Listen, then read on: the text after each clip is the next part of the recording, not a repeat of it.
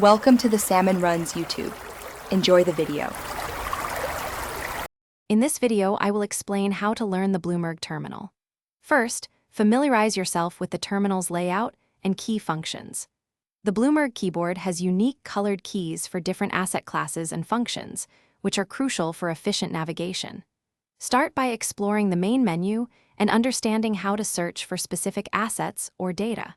Practice using basic commands to pull up company profiles and market summaries. This foundational step is vital for building your proficiency.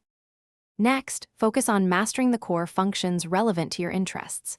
If you're into equities, learn commands like EQS for equity screening or FA for financial analysis. For fixed income, explore ALC for bond quotes. Practice generating custom reports and charts to visualize data effectively. The terminal offers a vast array of economic indicators and industry-specific data, so take time to explore these resources. Understanding these functions will significantly enhance your analytical capabilities. Once you're comfortable with the basics, delve into the terminal's advanced features. Explore tools for portfolio management, risk analysis, and quantitative modeling.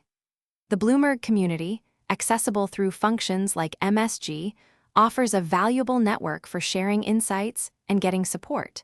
You can also learn about API functions to integrate Bloomberg data into your own models or applications. These advanced capabilities will allow you to perform more sophisticated analysis and streamline your workflow.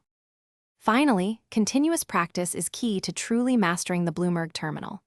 Dedicate regular time to explore new functions and apply them to real-world financial scenarios. Bloomberg offers extensive educational resources, including online courses and webinars, to help you stay updated with new features and best practices. Remember to check the description for a link to the Echo Dot smart speaker and other great deals. Consistent engagement will solidify your skills and keep you at the forefront of financial data analysis. Thanks for watching. Consider subscribing if we helped you.